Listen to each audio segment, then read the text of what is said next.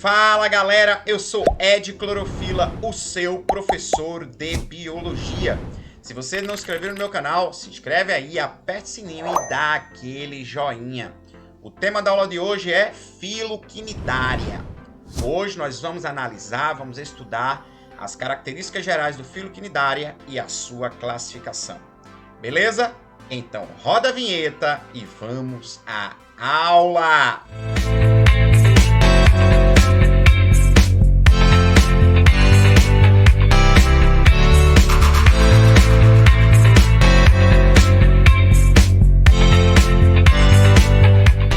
Então, galera, vamos às características gerais do filoquinidária. Veja só, os quinidários ou selenterados. Por que selenterados? Porque o prefixo selêntero vem de quelêntero, que significa cavidade estomacal. Então, esse é o primeiro grupo de animais que apresentam uma câmara digestiva, tá? E o filoquinidária, né, o termo quinidária, é constituída pelo prefixo quinidos, que significa urticância, aquilo que queima. E os quinidários são animais que apresentam substâncias urticantes, substâncias que queimam. Então, filoquinidária, quinidários ou selenterados, são organismos pluricelulares que vivem em ambientes aquáticos, sendo a grande maioria marinha. Tá? Existem mais de 11 mil espécies de quinidários em todo o mundo. Os principais representantes são as águas-vivas, os corais, as anêmonas, as hidras e as caravelas.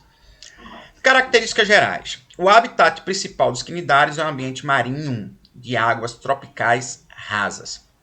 Poucas espécies vivem em água doce. Nenhum desses indivíduos são terrestres, tá? Nenhum é terrestre. Os quinidários apresentam um tipo específico de célula em seus tentáculos, que é o quinidócito, que apresenta aí uma estrutura, tá, chamada nematocisto, que elimina a substância tóxica que provoca a sensação de queimor. Tá? Vale colocar que as queimaduras provocadas por esses animais são queimaduras relativamente graves. Essas células lançam o nematocisto, uma espécie de cápsula que contém um filamento com espinhos e um líquido urticante. Tá? O nematocisto é responsável por injetar substâncias tóxicas que auxiliam aqui, na captura de presa e na defesa. Em humanos, pode causar queimaduras relativamente graves, tá? E doloridas. Os quinidários são animais predadores, tá? São predadores eficientes. Os quinidários apresentam dois tipos morfológicos, o tipo medusoide e o tipo polipoide. Algumas espécies podem apresentar as duas formas em diferentes períodos de vida. Tá? Através de um tipo de reprodução que a gente vai chamar de alternância de geração. Ok? Então vejam, as medusas são representadas pelos organismos natantes. São aqueles indivíduos que transitam em ambiente aquático, como as águas-vivas. Apresentam um corpo gelatinoso em forma de sino, com tentáculos em sua margem e a boca central. Essa boca central que faz a representação da primeira cavidade digestiva no grupo dos animais, tá? A gente percebeu lá na aula anterior, tá? Lá na aula sobre poríferos, que os poríferos não apresentam essa cavidade digestiva e que as substâncias são capturadas pelos flagelos dos coanócitos. Os pólipos constituem os organismos sésseis, ou seja, aqueles indivíduos fixos, tá? A um substrato. Apresentam formato tubular, como as anêmonas do mar, por exemplo. Eles podem viver em colônias ou isolados. Os quinidários não apresentam sistema circulatório, ainda não. Tá? Nem sistema digestivo, nem aparelho respiratório. As trocas de gases ocorrem por células. Tá? As trocas ocorrem de célula para célula, ou seja, através de um processo que eu vou chamar de difusão. A alimentação. Os quinidários apresentam um sistema digestório incompleto. Eles não apresentam ânus. Pela mesma cavidade que as substâncias entram, as substâncias de excreção são eliminadas. O sistema digestivo dos quinidários é constituído por uma cavidade dotada de uma única abertura. Esse local serve tanto para a entrada de alimentos como para a saída de dejetos. Ao capturarem o alimento, com auxílio dos tentáculos, eles introduzem na cavidade digestiva. Daí, são parcialmente fracionados por ação de enzimas, sendo os nutrientes distribuídos por toda a parte do corpo. Então, depois que a presa é capturada pelos tentáculos, os nematocistos atuam, liberam as substâncias tóxicas, estas, por sua vez, iniciam o processo de digestão e, conforme a estrutura corpórea da presa vai sendo fragmentada, os fragmentos vão sendo lançados na cavidade digestiva do animal. Tá? O animal só volta a se alimentar depois de eliminar todos os dejetos. Os quinidários são carnívoros, são predadores. Alimentam-se de partículas em suspensão na água e pequenos animais aquáticos. Bem, a respiração. Eles não apresentam aparelho respiratório. Tá aqui. As trocas gasosas ocorrem diretamente com o meio através da difusão. Sistema nervoso. Os quinidários são os primeiros animais a apresentar neurônios, ramificações nervosas, as células nervosas. Porém, o seu sistema nervoso é bastante simples. É caracterizado por ser do tipo difuso ou radial, né? Ele vai se espalhando pela estrutura corpórea do animal. As células nervosas formam uma rede que fica em contato direto com as células sensoriais e contráteis. A reprodução, tá? A reprodução assexuada ocorre por brotamento, ou seja, a partir da estrutura do indivíduo se forma um broto e este, por sua vez, se destaca, dando origem a um novo indivíduo. Na superfície do corpo existem brotos, ao se desenvolverem, desprendem-se e originam novos indivíduos, como eu coloquei. Esse tipo de reprodução é comum em hidras de água doce e em algumas anêmonas marinhas. Bem, quanto à reprodução sexuada, que também é uma característica, é possível graças à existência de quinidários dioicos, ou seja, sexos separados, ou quinidários monóicos, tá? Hermafroditas, né? Ou seja, o indivíduo apresenta os dois aparelhos reprodutivos. Nesse tipo de reprodução, há formação de gametas masculinos e femininos. Eu destaquei essa informação aqui porque é algo relevante para você compreender. O macho libera seus espermatozoides na água, os quais fecundam o óvulo feminino presente na superfície corporal. Porém, o mais comum é os gametas se encontrarem na água, ocorrendo a fecundação externa. E aí o gameta vai haver a formação do zigoto, tá? Os gametas se unem, ocorre a formação do zigoto e não há o desenvolvimento da fase larval, tá? Alguns quinidários podem apresentar alternância de gerações, ou seja, pode acontecer durante o mesmo ciclo reprodutivo uma fase assexuada e uma fase sexuada. Nas imagens eu vou mostrar para vocês. Eles apresentam uma fase de pólipo e outra fase que a gente vai chamar de fase medusoide, dentro dessa alternância de geração. Uma fase polipoide e uma fase medusoide. Beleza? Presta atenção aí que está muito legal essa aula. Bem, quanto à classificação dos quinidários, nós vamos encontrar aqui 4 classes. A classe Anthozoa, a classe Hydrozoa, a classe Scyphozoa e a classe Cubozoa. Bem, a classe Anthozoa é a com maior número de espécies. Neste grupo só existem pólipos marinhos. Preste atenção, apesar que essa informação ela não é muito cobrada nos vestibulares, tá? Geralmente, quando cai quinidários nos principais vestibulares do nosso país, né, principalmente o Enem, eles cobram as características gerais, tá? E principalmente a relação desses animais com o próprio meio. Então, essa questão da classificação, ela é pouco provável cair nos vestibulares, mas a gente precisa trabalhar porque faz parte do conteúdo programático. O principal representante do grupo é a anêmona do mar, um animal cilíndrico cuja base é fixa em um substrato. Na extremidade oposta fica a boca, rodeada de tentáculos flexíveis. Nos tentáculos, nós vamos encontrar as células, né, os quinidócitos, que apresentam os nematocistos, que são gatilhos que eliminam aquela substância tóxica. Isso faz com que os quinidários sejam animais predadores, tá? São predadores eficientes. Os corais também pertencem ao grupo dos quinidários. Coral é um animal. O coral ele é um agregado de pólipos.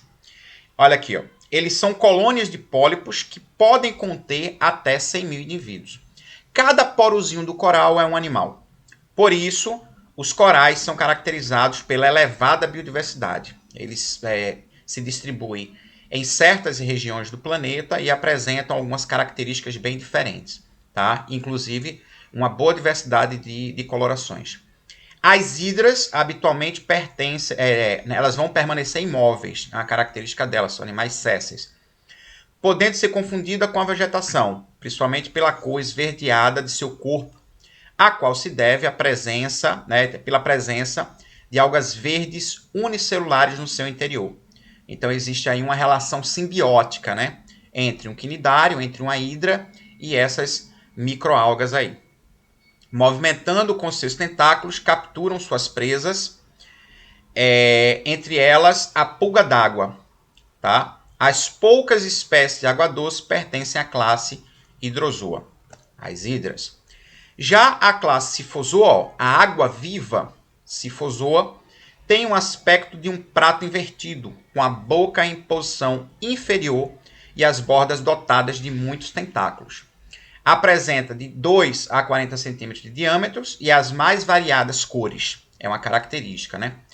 É móvel e possui o corpo bastante mole.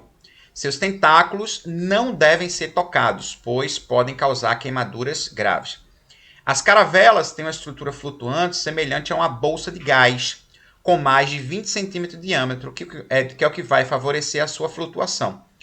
Os tentáculos podem medir até 9 metros de comprimento. Muito cuidado aí quando estiver tomando banho nas praias. Eles possuem células urticantes que podem causar uma dolorosa queimadura na pele ou até provocar a morte de alguns animais. Observação importante, né? É interessante que os quinidários, né, eles são predadores, né, e podem predar peixes ali de porte mediano. Os cubozoários são quinidários na forma de medusas de corpo incolor, altamente venenosos. São animais predadores e bons nadadores. É um grupo menos estudado, possui apenas em torno de 20 mil espécies. O representante mais conhecido é a vespa do mar, um dos animais, acredito que seja o animal mais venenoso do planeta. Tá aqui, ó, o animal com veneno mais letal do mundo. Acredita-se que a sua toxina seja capaz de matar 60 humanos adultos. Então eu trago para vocês aqui, ó, algumas imagens, né, para a gente poder fechar o raciocínio. Então eu tenho aqui os antozoários, ó, representados pelas anêmonas do mar. Nós temos aqui os hidrozoários, representados pela hidra. Os sifozoários, representados pela água-viva. Observe a diferença da estrutura da água-viva para a estrutura da caravela, né? A caravela tem aquele chapéu que lembra uma caravela, uma embarcação. E aqui a classe, né, o grupo dos cubozoários, sendo representado aqui pela vespa do mar. A estrutura geral do corpo do quinidário, ó, aqui eu tenho o quinidário com a formatação medusoide e o quinidário com a formatação polipoide. Aqui a gente encontra a cavidade gastrovascular, né, que é a famosa cavidade digestiva, uma cavidade só por onde os alimentos entram e os resíduos saem. Tá aqui, ó. Tá? Vamos encontrar a formação dos tentáculos. Aqui, quando eu analiso a formatação polipoide, a gente percebe somente a posição invertida. Mas a gente também encontra aqui, ó, a cavidade digestiva, que é a cavidade gastrovascular. Vamos encontrar aqui a gastroderme, a mesogleia, que é essa camada intermediária gelatinosa, e a epiderme, que é essa camada periférica. Vale colocar, galera, que no chapéu aqui do quinidário, a gente não encontra células urticantes, somente nos tentáculos. Tá aqui, ó. Aqui nós temos a estrutura que é responsável pelo processo de queimação. Tá? Aqui você tem, ó, o nematocisto, tá? É esse gatilho que fica dentro da célula quinidócito, né? Que fica dentro das células que ficam nos tentáculos. Então, quando os quinidócitos entram em contato com qualquer superfície, um animal, por exemplo, uma presa, os nematocistos são acionados. Tá aqui, ó. Ele vai ser acionado, o nematocisto é jogado para fora, perfura a estrutura corpórea do animal, joga a substância urticante para dentro e ela inicia o processo de queimação, que tem como finalidade digestão, né? Os quinidários usam aqui, ó, essa substância tóxica para digerir e se alimentar. É a forma que elas usam para predação, para predar. Então, se você encontrar um animal desse na praia, se afaste, porque você pode sofrer um acidente. Aqui nós temos alguns tipos de corais. Olha aqui, ó. Lembre que coral é um animal. O coral é formado por milhares de pólipos, por agregações de pólipos, e cada poro do coral é um animal. Tá aqui, ó, o processo reprodutivo, né? Aqui eu tenho uma estrutura de quinidário em formatação polipóide, uma hidra aqui. Vão se formando aqui, ó, os brotos, até que ocorra a formação de um broto livre, originando um novo indivíduo. E aqui nós temos, tá, um quinidário com aquele ciclo reprodutivo que a gente chama de alternância de geração. Então perceba aqui, ó, as medusas elas vão se reproduzir sexuadamente, tá? Vão dar origem aos pólipos, e os pólipos vão se reproduzir assexuadamente, dando origem às medusas. É o que nós vamos chamar de alternância de geração. Ou seja, nós temos as duas fases reprodutivas, assexuada e sexuada, ou sexuada e assexuada, em um mesmo ciclo reprodutivo. Está aqui o formato polipóide, está aqui o quinidário com a formatação medusoide.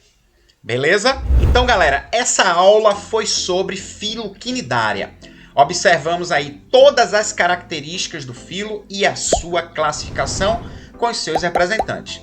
Eu espero que você tenha adorado essa aula, porque foi uma verdadeira delícia. Se inscreve aí no meu canal, aperta o sininho e dá aquele joinha. Me segue também nas redes sociais, no Instagram e no Facebook. Beleza? Então, hashtag não seja um pato morto. Até a próxima, galera. Valeu!